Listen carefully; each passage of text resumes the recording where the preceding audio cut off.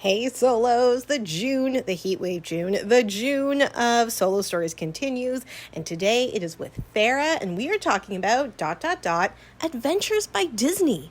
This is the first time we've talked about Adventures at Disney on the podcast, and I want to give Farrah a big thank you for that because she got in touch with me and said, I think it'd be cool to talk about this on the podcast, and she was right, and I can't wait to share it with you. Hi everyone, it's Samantha. Olaf may not know who Samantha is, but now you do. And welcome to Disney Solo Magic, the #1 podcast for solo travel to Disney World, now in its second year. So we've been doing all these solo stories. We started with Disneyland. We've done Epic Universe. We were doing like the Asian parks. Like, oh my gosh, we've done so many cool solo stories this month. And this one, it just kind of fit into the narrative really well. So Adventures by Disney is the Disney-sponsored touring company. You can take tours to a lot of different places, and they're sponsored by Disney. I know they came out with one a couple years ago for the first time to Colombia because of Encanto and all that stuff. So, I mean, definitely take a look at the website and see what itineraries there are. But Farrah, who I spoke to today, she is talking about her Adventures by Disney trip to England and to Paris. And then she also went to Disneyland Paris after that. So it was quite a trip. So we talk about her kind of Disney adult origin story. We talked about why this particular trip. She made a couple Taylor Swift references. I'm not a Swiftie. I'm not anti-Taylor Swift. I'm just not particularly a Swiftie. So she said some things that I'm like, oh God, I wish I was a Swiftie because I'd be able to pick up on that a lot better. And I couldn't. So I really apologize as an interviewer. I dropped the ball there. But she talked about what this tour was like to be on solo. And I tried to get some information from her that could help you if you decide to do this. Like, how many people were on the tour? Did it feel really coupley? Did you feel alone? And I think that she was able to provide such cool information that I hope it's going to really inspire you to do, or to just kind of look into an Adventures by Disney thing.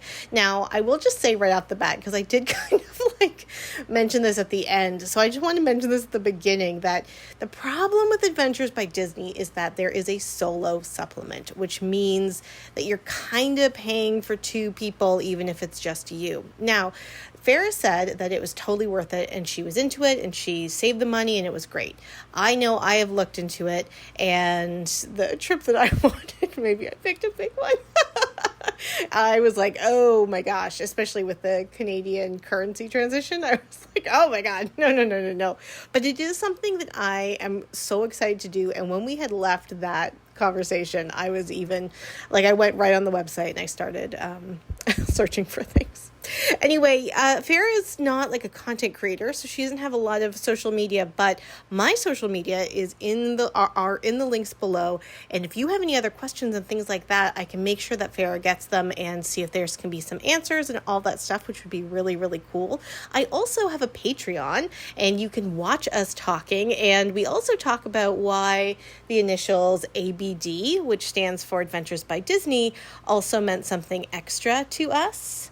That's not a Taylor Swift reference, but for some of you, you might know exactly what we're talking about. And all the solo stories, like I said, you can watch them. But also, if you're a Patreon member, there is a bonus episode that went up this weekend. It is about Cool Kid Summer. Now, it's pretty funny because that Cool Kid Summer episode, it also went up as an audio episode this weekend. I started by saying, it's been really cold in Toronto.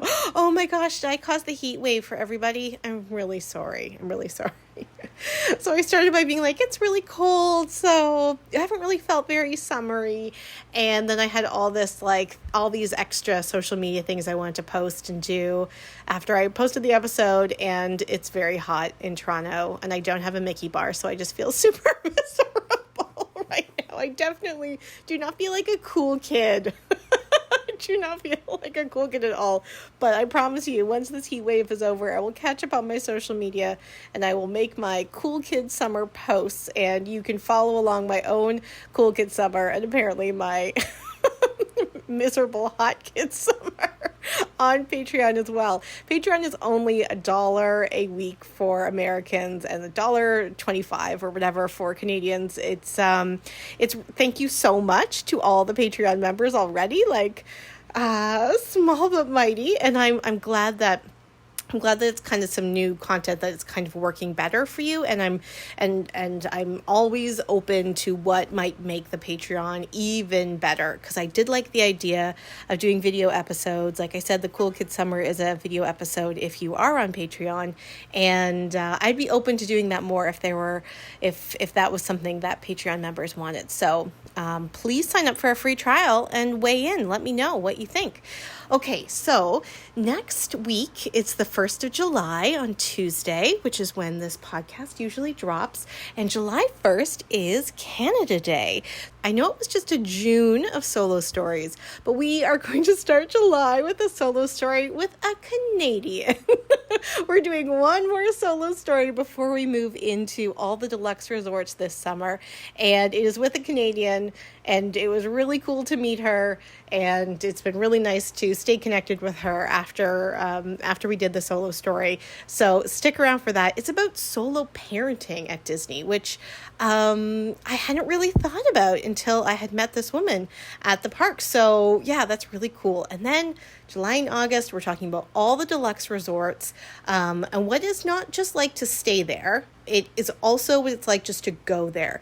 Go there for a drink, go there to walk around, all of that stuff, because the deluxe resorts are some of my favorite. Well, not just the deluxe resorts. I love hotels, but the deluxe resorts have so many cool things that you can do. And when you're there solo, it's kind of great to kind of explore all these different cool lands that they've created. So I can't wait to do the July and August. And then I know there is another very large social media personality, well, not even personality, just an account coming out with a certain book in the beginning of August.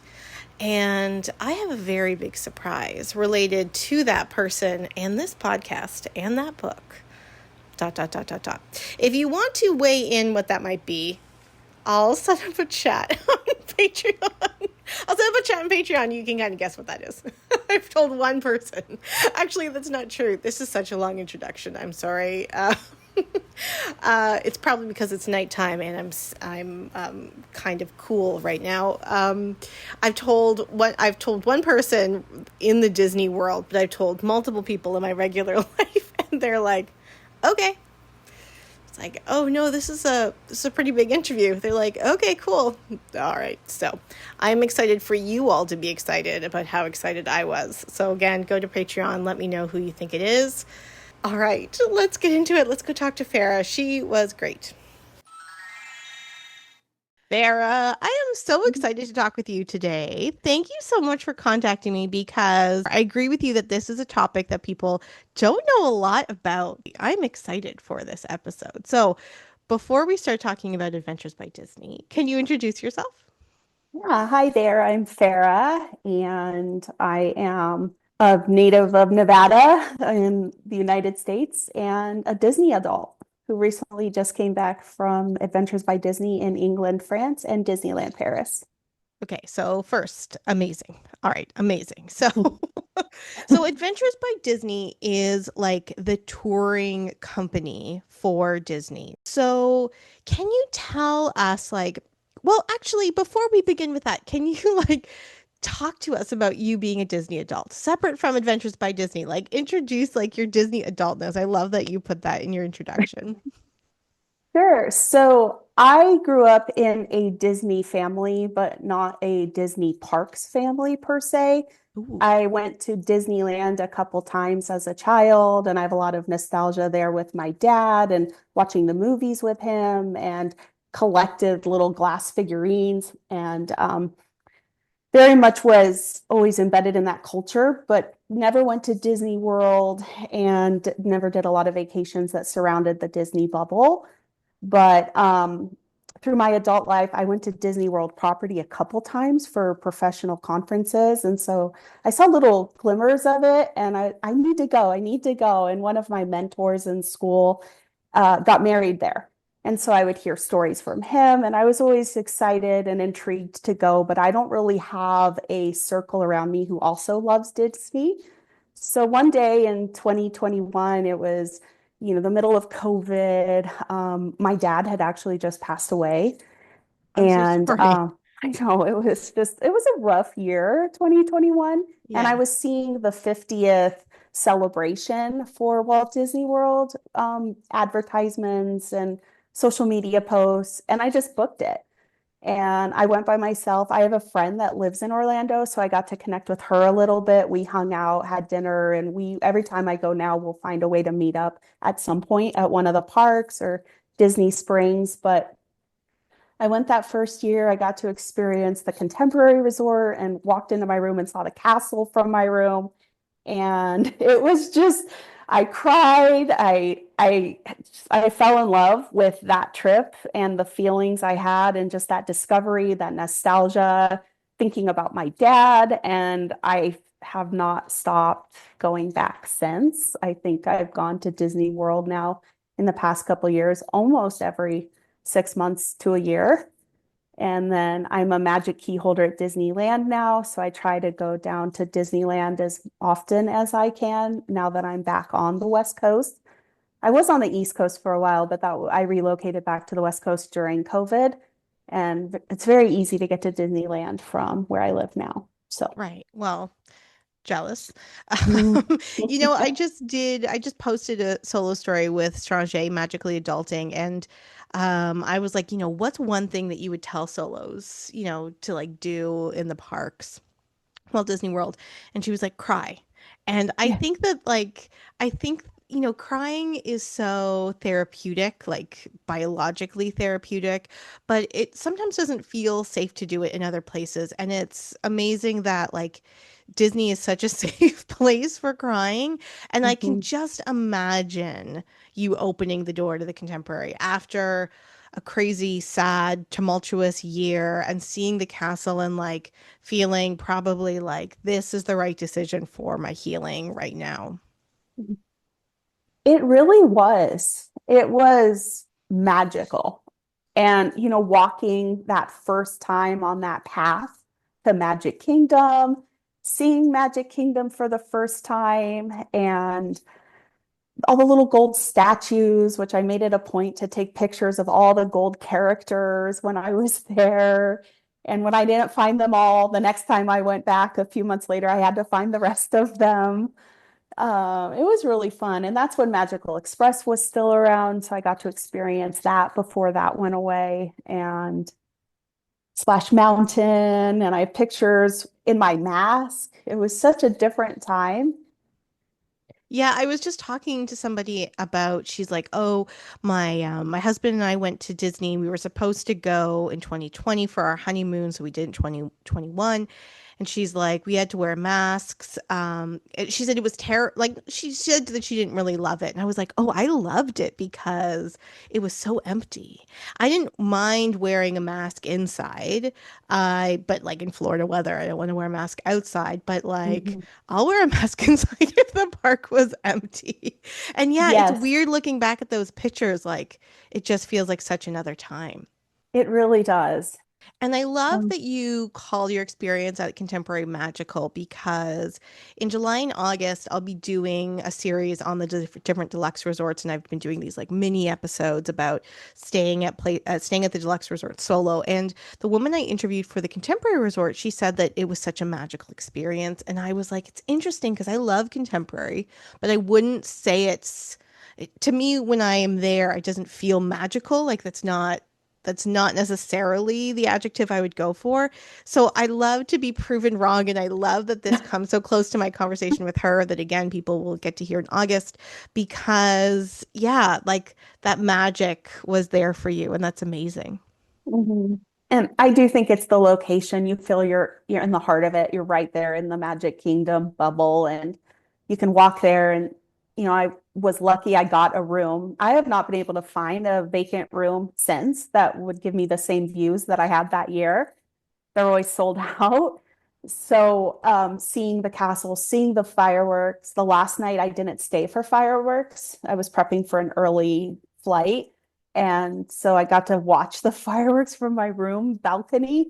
Well, it's like sometimes we want to replicate certain experiences, but it's like this like perfect little moment that will never get replicated. And so maybe there's a reason. But also maybe if you just book regularly contemporary and then just ask another a plug for another episode, you'll get your view.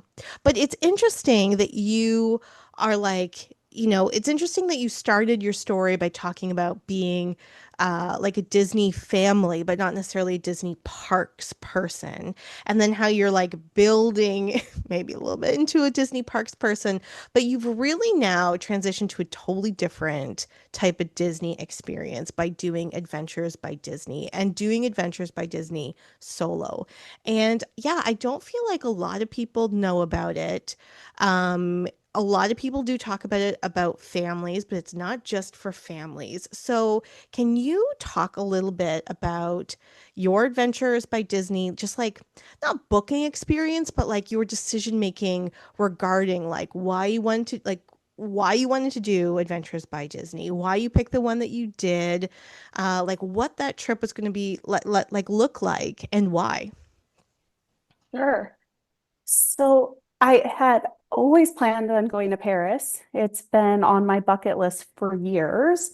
And I started looking over the past year into actually now 2 years because I booked last year. So I just started looking into who might I go with? Would I go with a group? Would I go by myself? Would I go with friends? Would I go with family? And I started hearing about Adventures by Disney through content creators, specifically the podcast Addicted to the Mouths. Mm-hmm. They talked about their trip to Italy. And I was introduced to the concept through them and others and just started researching what it would involve. And it seemed pretty straightforward as far as booking, and you can put in a request for information and they'll send you a brochure, and a vacationista will contact you and answer questions. And I liked the itinerary, especially for Paris. I thought it would give me a glimpse of all of the highlights of that city I would want to see for my first time there, with a little bit of that Disney magic in terms of concierge service, local guides, adventures guides, and I would feel very comfortable with a group. And I liked that they had adult only options as well. So I reached out to a vacationista and obtained additional information, and then actually used a travel agent for the booking. So she handled all of the details from that point forward once I decided to go with her instead of the Adventures by Disney vacationista. Any reason for that? Is it because of the flights? I booked all the flights and then just had to send her my information. And then just she handled all that additional back end paperwork, like sending Adventures by Disney my flights. She handled Right. my helping me. I knew I wanted to stay longer to go to Disneyland Paris. Right. So she helped me with those details and explained to me the differences between what an add-on to my trip through ABD would be versus if I booked it by myself. And what I liked about booking it by myself was I could choose my accommodations rather than the list of hotels that were part of the add-on. And I also liked that I could book it when I wanted to. Otherwise, there was sort of a delay in when I could book it as an add-on. And I'm the type that wants to have everything planned. I would be there in Europe for a couple of days after my trip ended as a solo female adult. And so I wanted to have all of my plans finalized. So kind of that control aspect, that organizational aspect is why I decided to book the Disneyland Paris separately. And my agent, Stephanie, helped me do all that and kind of did that digging for me. So she just gave me a decision after she did kind of the legwork, if that makes sense. Yeah, I mean, I don't use a travel agent for my Disney trips, but for my 40th birthday, I was going on a Mediterranean cruise and I used a travel agent and we had a couple days. I went with my mother. We had a couple days before and after. And it was so funny the hotel the travel agent picked on our first night in Barcelona. We walked down for breakfast and it was like all middle-aged women.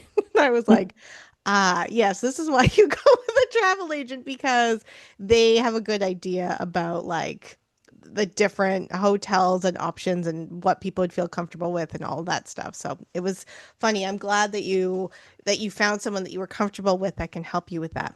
Let's take a Mhm. couple steps back though. So I and this isn't for you as much as for everybody listening. So Adventures by Disney have all these different itineraries to Europe, but also to Asia. They have ones in America. Like I think I saw one in like Utah, and their itinerary, you can like see their itineraries online like beforehand. It isn't a surprise. They handle some of your meals, your accommodations for the tour. So Ferris was talking about like the other hotel because she was going to do that extra piece that wasn't part of the tour. So it does your hotel, it does all the transportation to and from different activities. It includes your tour guide, it includes the guides there. So it's really like this nice encapsulated tour package. And I think that when you are, especially when you're doing something solo, I totally understand the appeal of wanting to do when you're going to another continent, it's something that's all together, right? It just takes that like burden off of you to do any of that planning, especially when you use a travel agent. So tell us about your itinerary for your Adventures by Disney. It was England, France. So we had full days in London, and then the rest of the week was spent in Paris. It was a basically a 6-day trip. So if the trip started on a Monday, the next Monday is when people were leaving. So we had those like 6 full days. And we started in London and we received information ahead of time outlining our itinerary with all sorts of tips for what to pack and how to handle the pre-travel preparation. So we arrive on Monday and they give you specifications because you're booking your own flights. They give you specifications of when to arrive in your arrival city, which for us was London.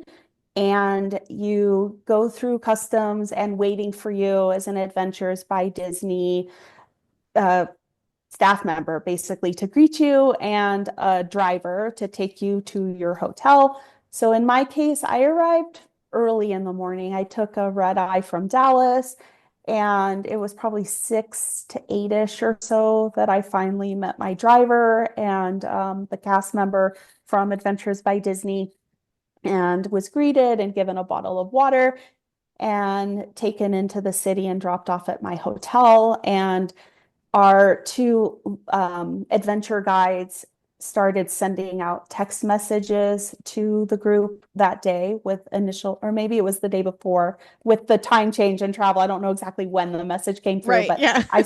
I saw on my phone a greeting from them with some just basic instructions for that first evening. We were having a welcome dinner Monday night, and they were in the reading room at our hotel, which was the Kimpton Fitzroy London Hotel. Um, Which and is they like were a there from, very nice hotel if people don't know the Kimpton. Like when I had looked into Adventures by Disney and I was looking at the hotel's choices, I was like, oh, I see what's happening here. This is a very like upscale type of choice, like very nice, safe hotel. yes, we were in a beautiful neighborhood. It's the Russell Square area for people familiar with London. So very easy access to the tube and walking distance to, all sorts of fun neighborhoods, the British Museum, not far from Theater District, etc. So they were there from about 10 a.m. to noon for anyone that was around that wanted to come in, say hi. They were there to offer like tips and tricks for exploring for the day. I was fortunate when I arrived, my room was ready, so I didn't have to wait for the 3 p.m. check-in. That's typical. So I was able to go up, drop off my luggage, kind of freshen up a little bit after the flight, and then I went down and met my guides and some other guests on the trip, and then went and explored London for the afternoon, just on my own, got some air, did a lot of walking.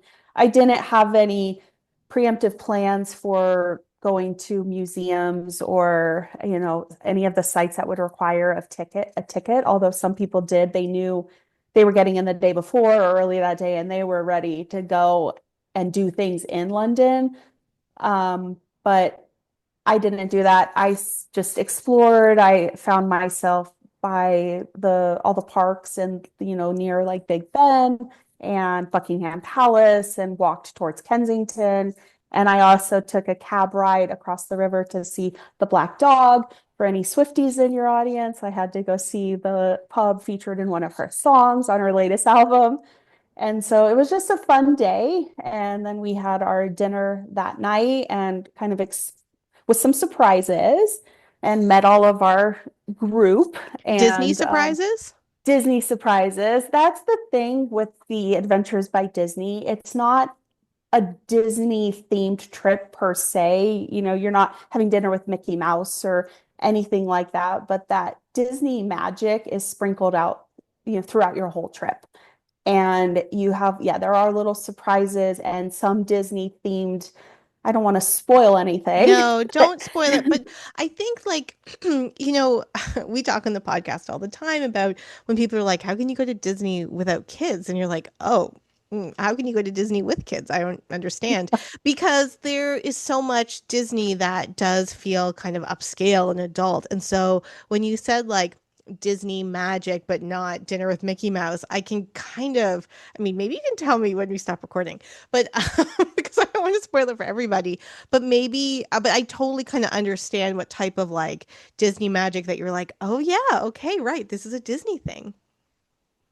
yeah, sort of not to say that I wouldn't want to have dinner with Mickey Mouse. That's Oh, of just, course, yeah, moms, yeah, yeah. that's just not really what the Adventures by Disney tourism, agency is about or what their groups are about. It's not about being necessarily with the characters, but they manage to make you remember that Disney is involved in this agency. Yeah, yes, It's yes. I it's mean, really that's why cool. you're paying for the Disney experience, right? Yes, Yeah. and everything about that Disney experience that you get at the parks or their hotels or the cruise ships or what I would imagine Alani to be like, you feel it on this trip too. You're across the world and you're with all these new people and you feel that Disney magic. There's pixie dust throughout. I love it. I love it. Yeah, yeah. Yes. All right. So once your day starts for like your first full day, what is that like to have like, I assume that you have an Adventures by Disney person with you kind of at all times, like with the tour guide at all times. But then are there additional tour guides that come in to do specific things?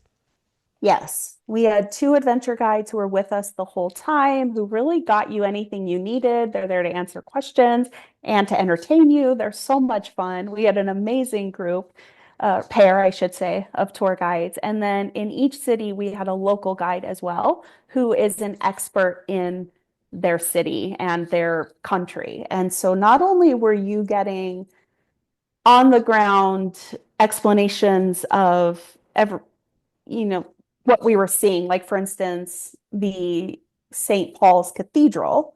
So we went there with Stephen and he gave us a private tour. And you wear these little whisper boxes. So you're not worried about trying to hear him. You've got your little earpiece in and your little box around your neck. But he's an expert and had to do a lot of education and training and certifications to have the knowledge and experience that he has. And so you feel very much you're seeing things and learning things you otherwise might not without that extra added touch and having that knowledgeable expert with you. And we Yeah. had Stephen in London and we had Alec in Paris.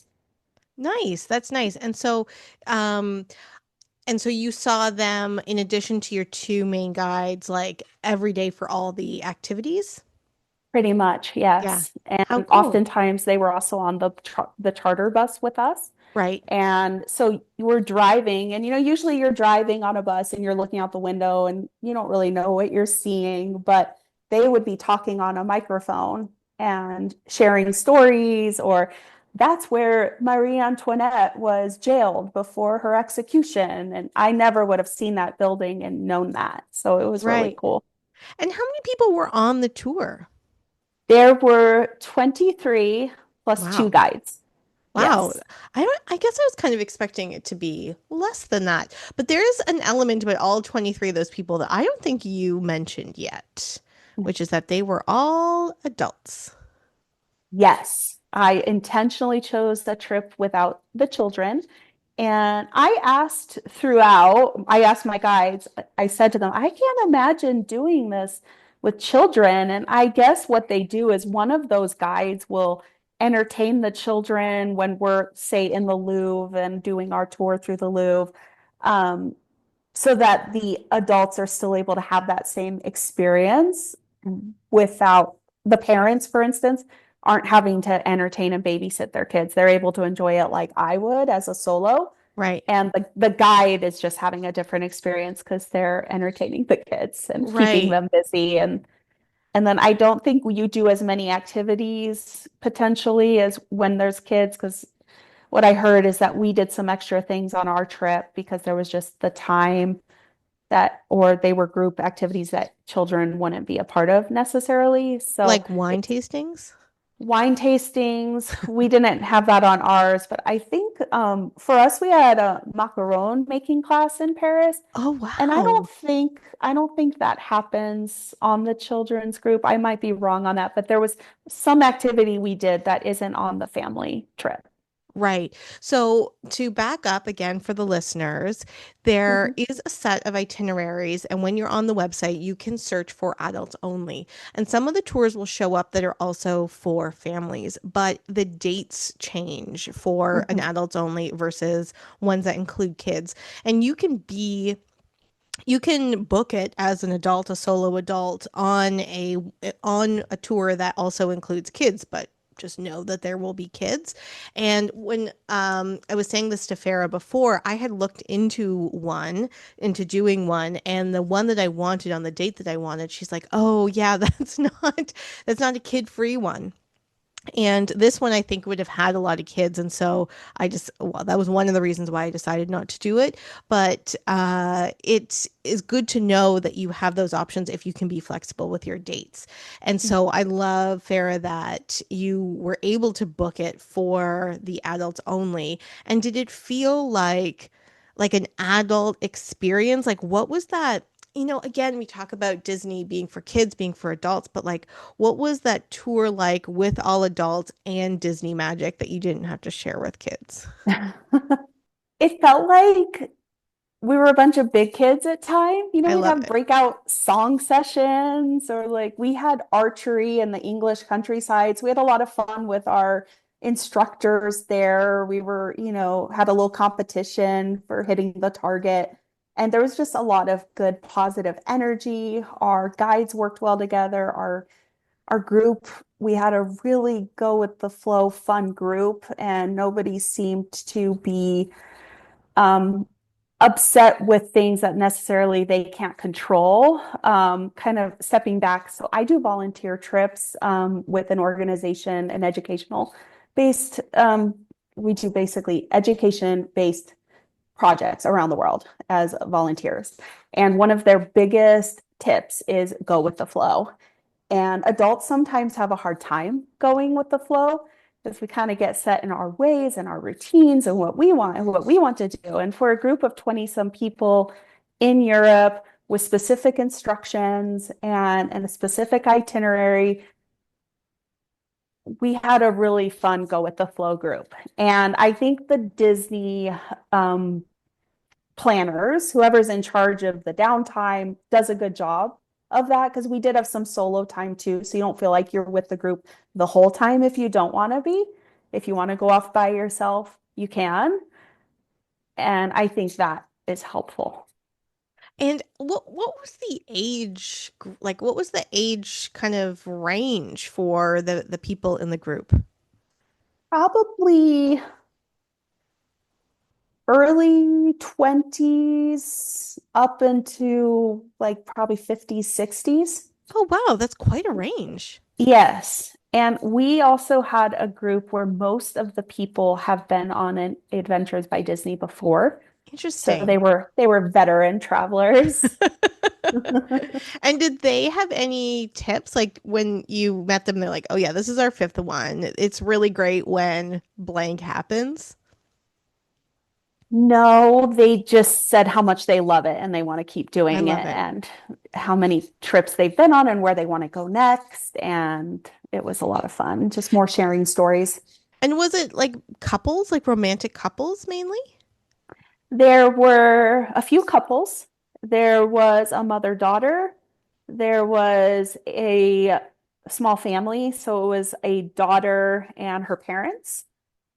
And then there was me and one other solo traveler who was actually traveling to Europe to see her niece in Frankfurt, but Uh-huh. did the Adventures by Disney first and then flew out early the at the end of the trip. The So poor niece, like she'll get there and she'll just like talk about nonstop with the niece, and the niece is like, "Well, you could have brought me, but yeah. thanks." So, did it feel awkward to be there solo? I know you said there was one other solo, but if there was something where it was like, "Okay, pair up and do this," or like, did you ever feel the solo-ness of solo?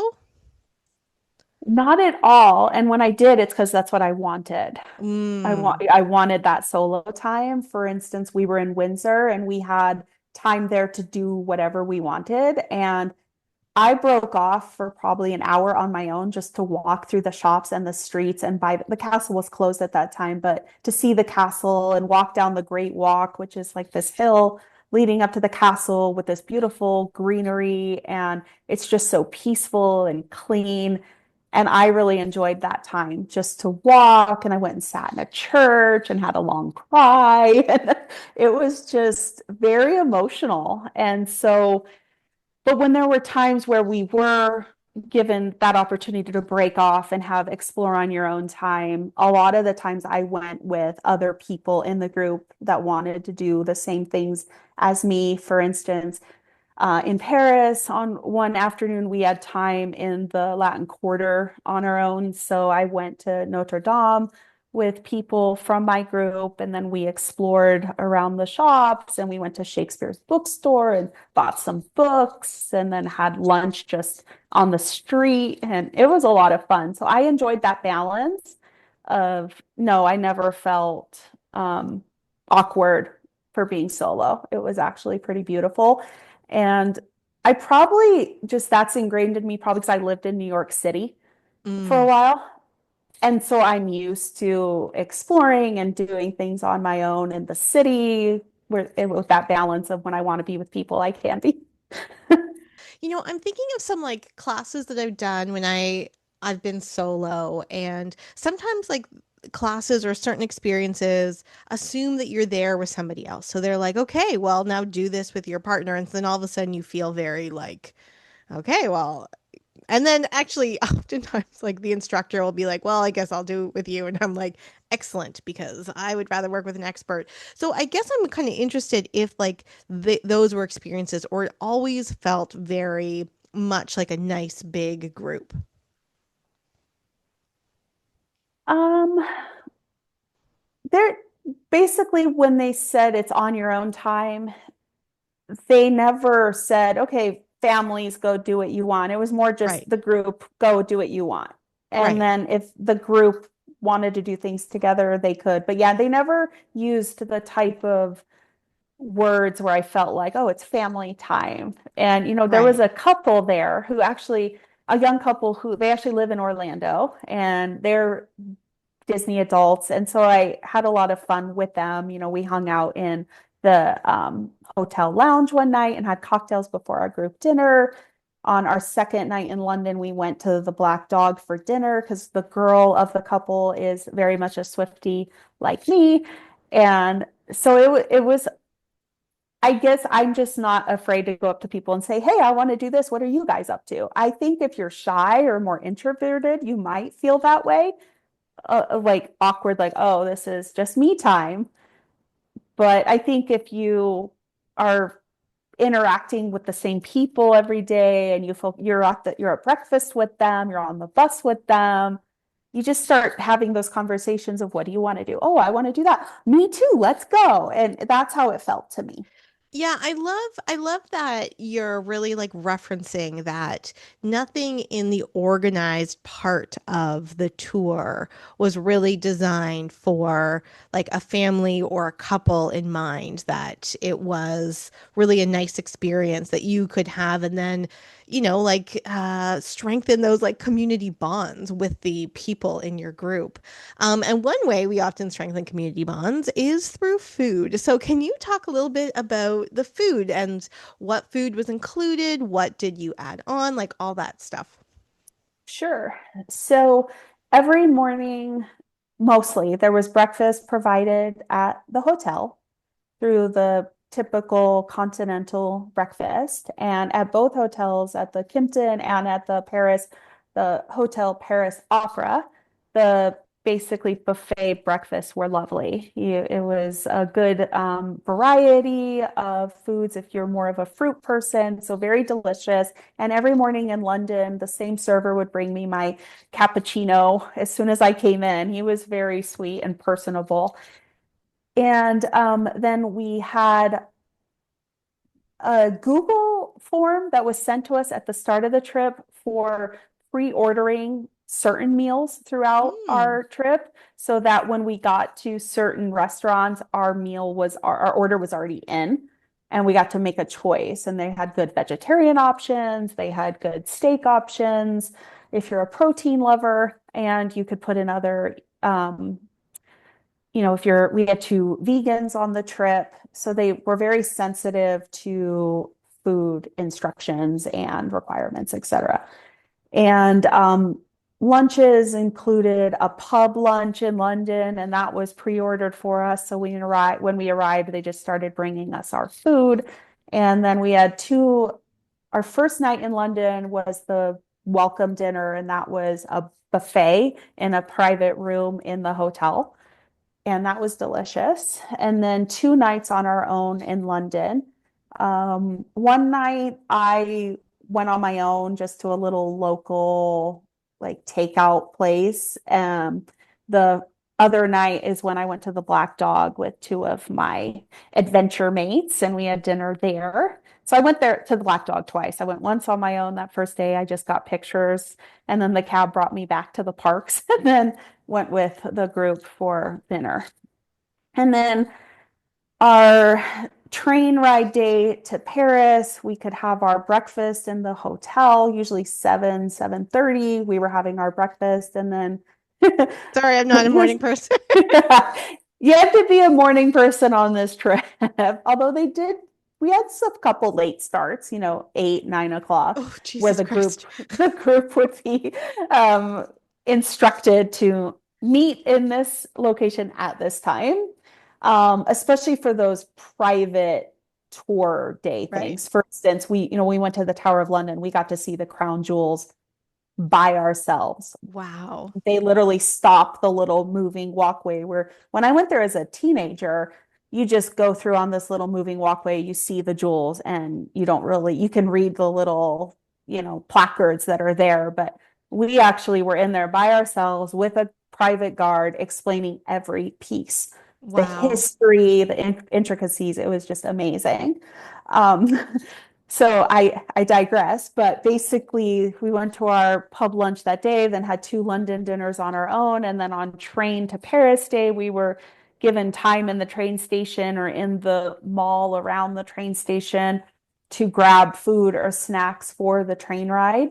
Although the train ride did include lunch because we traveled in I guess, the premier cab where food and drinks were included versus in a typical cab where you just go to the snack bar if you want something.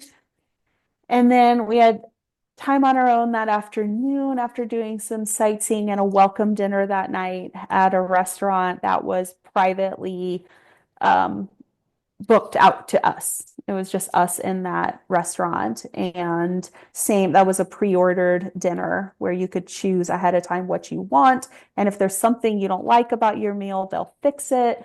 For instance, I'm not that person that will send things back, but I did what you said. I just asked because, one day my meat was a little too, I can't eat meat that's not well cooked. So when I shared that with my adventure guide, he helped me to get it cooked a little longer. And one of my adventure mates, same thing, her salmon was not cooked quite as much as she wanted, and they fixed that. So they were very amenable to And were they like, accommodating. oh, of course, no problem? Or were Yes, they like, oh, are you kidding? Why would we do that? No, they were like, of course, no problem. yes. And if you just asked, your wish would be granted. I love that. You Just didn't, ask. yeah, you didn't feel awkward at all. Like, I think going into Europe, I was a little afraid to just ask because I've been told, oh, Americans, they complain, you have to eat the food even if you don't want it this way. But I think because you're in that Disney bubble, even though you're across the world and you're just not even Disney, but just in a very, I'll say a high class like touring Yes. agency. You just feel first class all the way with everything. Um, and so yeah, they'll fix it for you if something is off or you don't like something. But I rarely do that, so I did feel a little bad doing it, but it was But delicious. it was worth it, right? You got a meal that Yes, you felt more comfortable eating. yes. And my emotions over it, nobody else cared. They just Right. fixed it.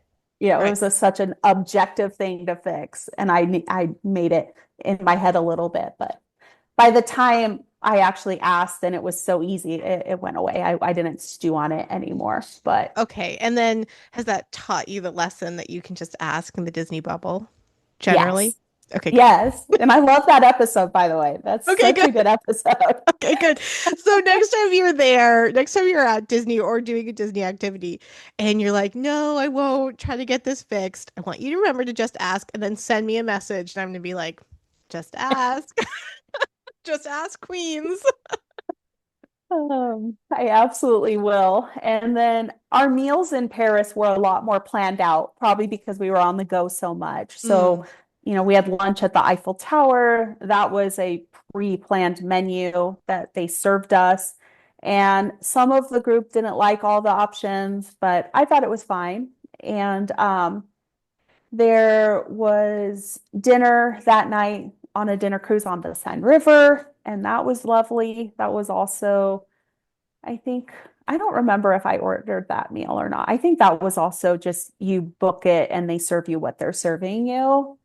I We mean, like, went, I just want to go back to the just ask. Those are examples of things where it's like, well, now that if you were like, oh no, now I'd like a McDonald's hamburger on this like Seine River cruise. Like, there's just things that don't make sense to push for when you know that you're going to have like set things, right? And so, I mean, you certainly can, but just ask for those things. But even if you're on a boat, like they're not going to be able to get food elsewhere, right? So right. it's a nice balance, I think. And also, I think it's like just knowing that Disney's going to take care of you and then you pick your battles. I mean, they're not battles, right? But you pick the things that you want to talk about a little bit more if you need. Yes. And I think my biggest just ask moment was at our final dinner. This was a pre-order, so in the Google document. And so I ordered what I thought was smoked salmon with like as a starter. So we ordered our starter and our entree and our dessert pretty much for all the pre-order meals. So I didn't really know what I was ordering at the time, but they brought me this dish and it was raw salmon, and I can't do raw fish.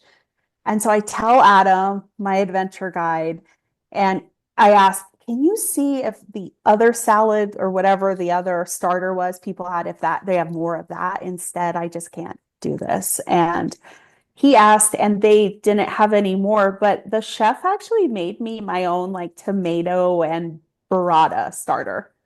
Oh, And I was like, thank you. That it was just so kind that they actually whipped together other ingredients and gave me a vegetarian option. I think that's what I asked. I think I asked Adam if they could see if they had any more of that vegetarian starters. And I think my learning lesson from this trip is just go with vegetarian next time. And then I know I'm safe.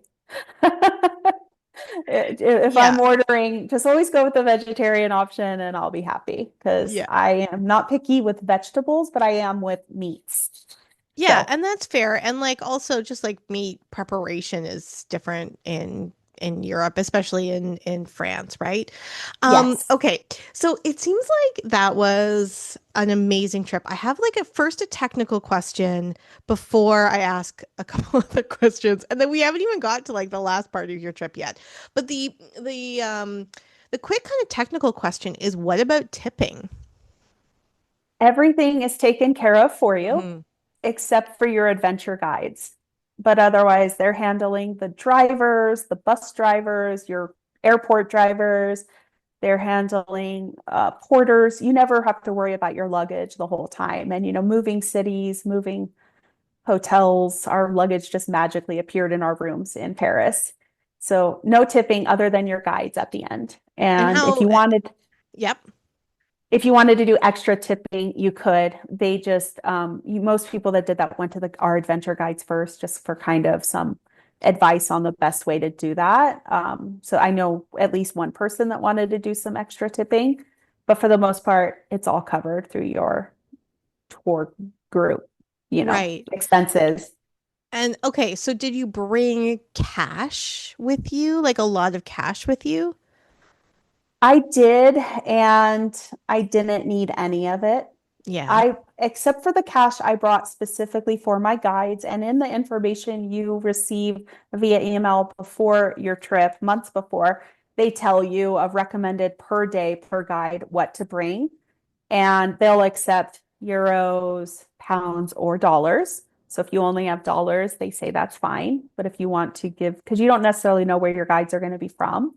Like we Right. had one guide from the UK, one guide from um, the European Union.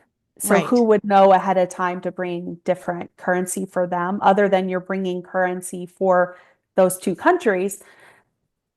However, how much to bring? I didn't bring a lot, and I actually brought too much because everything is basically Apple Pay or paid for you or credit, scan to pay. Yeah. A lot of cashless. But so Yeah. I exchanged it all back when I got home.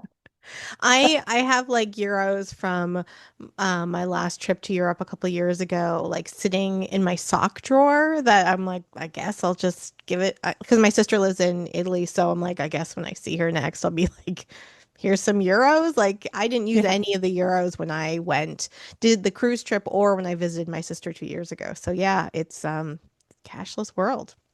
it is. It Yep. is. Okay, so I'm interested to know like what your favorite like excursion or activity was. That's one question. And or maybe it's the same answer. What was one of your favorite like magical experiences of part of the Adventures by Disney? I had been dreaming about Paris my whole life, but going to Versailles was probably my favorite day. Yeah. And I think because I'm fascinated with the French Revolution and the philosophy and politics of the time, and I love reading about that time in history. And the gardens were beautiful, and just seeing the lavishness of it, spending the day there, well, that was an amazing day. Being in Paris, of course, I loved, and London's nostalgic to me too. So the whole trip was wonderful, but Versailles was probably my favorite day, and just exploring the gardens and seeing the water fountain ballet to the music of the time was pretty cool. And then Disney Magic, oh, probably our last dinner. Mm, And I won't give more details. I'll okay. just say our guides made it magical and Oh, memorable, and I cried. and not just because they found you some burrata. Right, right. Okay. Okay, good. It's because from the moment we arrived to our dinner to the end, it was just perfection. Oh my gosh, that makes my heart so, so happy. Yeah. Okay, I want to just say something about Versailles because I interviewed Natasha I interviewed Natasha earlier this year, and she went to Disneyland Paris for a big milestone birthday, and she also went to Versailles. If people have listened to that episode, she did not have a great experience at Disneyland Paris, and she really identified that it's because she was of a woman. She's a woman of color, of size, that she just felt kind of discriminated against. And so I know we're going to talk quickly about your experience at Disneyland Paris. Hopefully, it was much better since you aren't that same demographic. That sounds weird, but I mean, we all move through the world differently. But Natasha said that her experience at Versailles was also like her highlight of her trip. And so I just want to like plug Versailles as if Yeah. it needs a plug from this small podcast. But I think that like people that really are taken by Disney magic and things like that, it seems like that is such a important experience of going there, even though it's not a Disney thing. But I mean, I've loved Versailles. It was really great when I went, and it was a cold, rainy day, so it's nice to hear that that's a was a highlight for you too. So you also went to Disneyland Paris. Did you have a good time? I did. Okay, good. All right. Well, that's a good And start. And you mentioned this at the beginning, but let's just kind of clarify it. So people on your tour could have done it as a add-on through Adventures by Disney, but you chose not to. And so you didn't do it as by Disney. You just did it as like an independent person. So where did you stay? How long did you go for? What was it like? I stayed at the Disneyland Hotel. Mm-hmm. And Monday morning, our seventh day, I had a car pick me up at 9 a.m. and I did not have to arrange that. Adventures by Disney took care of getting me to my next destination, which I thought was amazing. That's great. Yes. And I rode in a large SUV with a couple other families from my group, Hmm. and because they were also staying at the Disneyland Hotel. And the way Adventures by Disney arranged it was anyone going and staying at a similar place, they rode together. So basically, Adventures by Disney took that next step and got us all there. And I don't know if they included me because I was solo, if I wasn't doing it as an add-on, or if they just included it as my return transportation because they were going to take me to the airport that day anyway if I were leaving. They So I don't probably know. didn't I think even think about it too much. They were like, "Oh, we know how to get there." Yeah. So I didn't have to think about that. I had my ride there. So that was Monday morning. And then I left Wednesday. So I had 2 full days and 2 nights. And that was a perfect amount of time to see everything I wanted to see. And I really liked it a lot. Oh, good. I loved all the flowers and the music. And it felt so immersive and just very different than US Disney parks, but still the same, if that makes sense. Yeah, yeah, yeah. What was like a highlight for you? Um, well, when I arrived to my hotel and I was walking to my room, the princesses were just in the this lobby area waving at you from the balconies. So you're seeing like Aurora and Belle and Cinderella, and I loved that. It was such an experience, even just walking in my room. The Disneyland Hotel is beautiful. And luckily, when I got there again, my room was ready. So I got to drop everything off and then go straight down into exploring. And I think just discovering a new Disney park and seeing people from all over the world.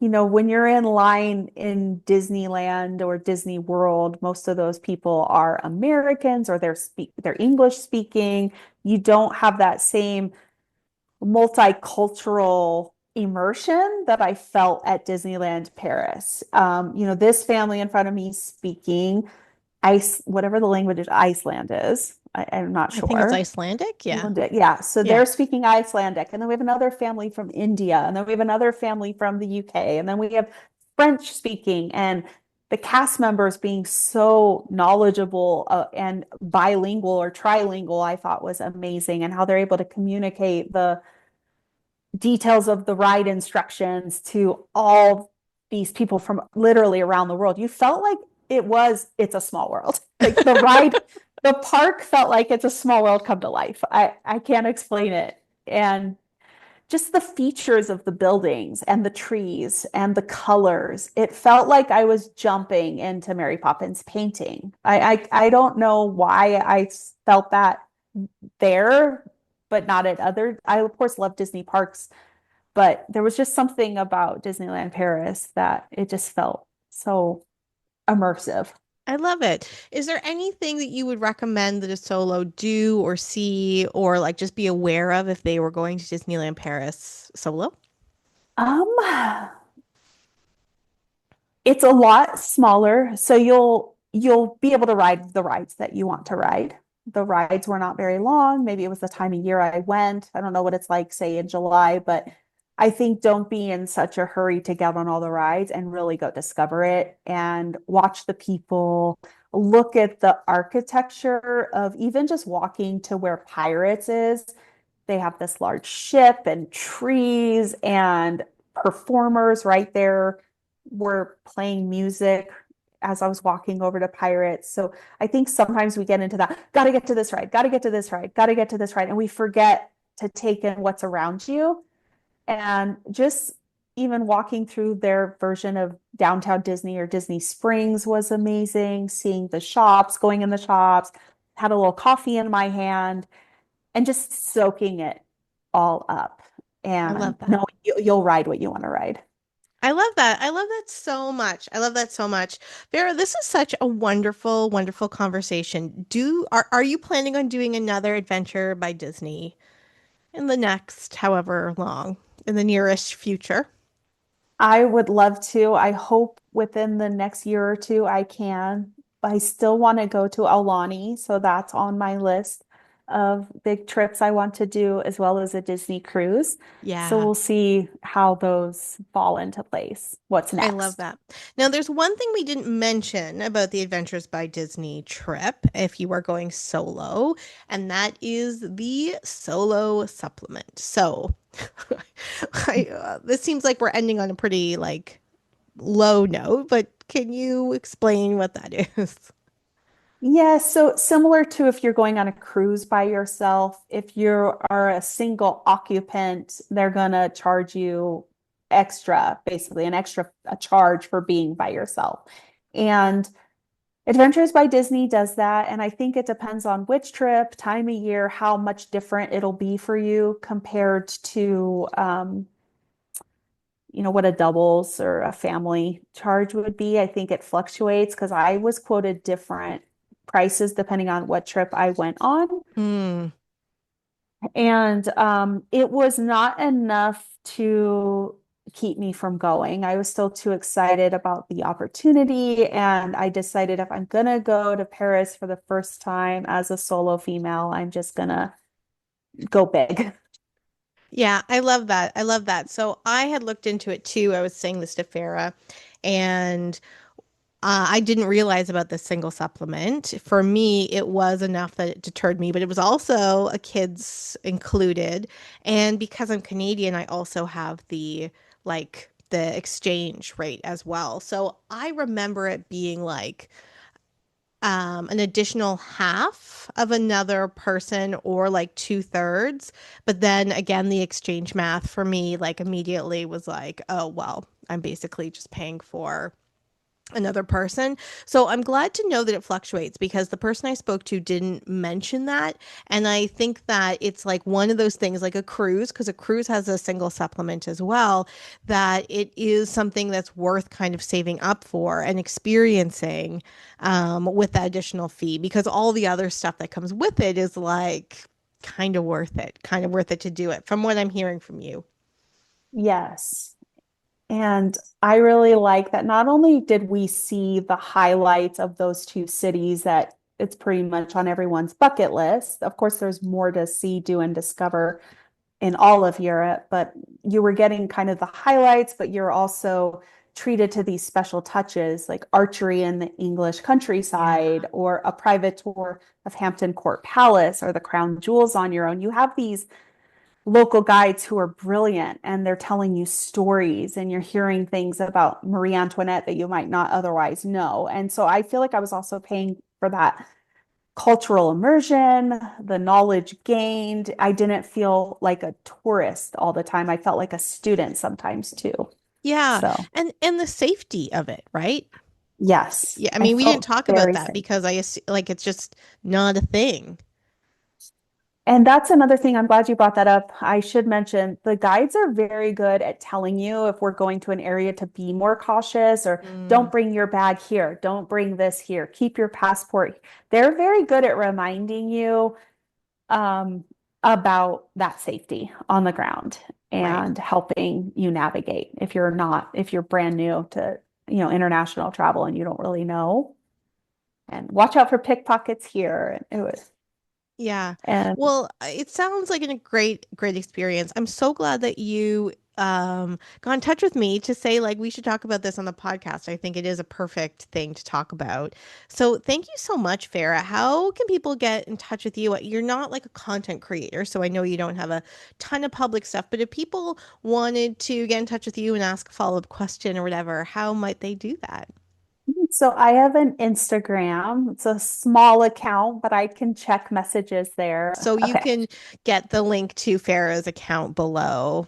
Yeah, it's always so funny when people like spell it out because no one's writing it down. So Yeah, so you yeah. can so if you are interested in contacting Farah and doing any of those additional questions, the link to her Instagram is below. And yeah, you can get in touch with her and communicate with her just like she communicated with me. It was wonderful. This was great. Thank you so much. I am so excited and I loved that as you were talking, every once in a while I wouldn't even think you meant to do this, but just like drop this amazing little thing that you did on the trip. And I think that's really such an indication of how magical it is and how well planned it is and how cool it is. And yeah, so thank you. Yeah, thank you. I appreciate it. I'm excited to share this story. Yeah. I'm excited to share it too. All right. Well, until next time. Bye. Yes. Thanks. Bye. Hey Solos, it's Samantha. I hope you enjoyed this episode as well as all the episodes of Disney Solo Magic, the #1 podcast for solo travel to Disney World. If you loved this solo story as much as I did, you probably will love watching it even more. The Disney Solo Magic Patreon has been reorganized to make it even easier for you to access this type of content. The Patreon has unedited videos of all the solo stories, as well as reflections on each episode, including the solo stories, an opportunity for you to vote on future episodes, and a monthly release schedule, which is always subject to change, but it's always kind of interesting to see what's planned. What's great about the solo story videos, and the reason why I really wanted to do the Patreon, is because we have so much fun having these conversations. And when you're listening to them, you don't totally get all of the looks, the gestures, the outfits, the laughing, the bloopers, the nose blowing, and all of that stuff that just make it like two friends having a great conversation. And we want you to be part of those conversations. So join Patreon now. It is $5 Canadian, which is about $4 American, $1 a week or just over $1 a week, and that way you get access to these videos and can join the conversation and have even more fun. Plus, there is a free trial, and for those of you who signed up for the free trial in the different organization that I had for Patreon, guess what? You get to sign up for another free trial and get another week. I hope this organization of Patreon works really well for you to be able to see how fun it is to have these solo stories. And I can't wait to have more. I am booking solo stories up until September and October, so you don't want to miss access to how fun it is to have these conversations. And if there is enough of us, maybe we can have a big solo story meetup one day this summer. So please join me on Patreon. Although, if you're unable to join the Patreon right now, you can also support the podcast by subscribing, rating, reviewing, commenting, and sharing the Disney Solo Magic podcast to all of your friends and family across all of the platforms that we are connected with. The links to all of this is below, and I can't wait for another wonderful season of content. Bye!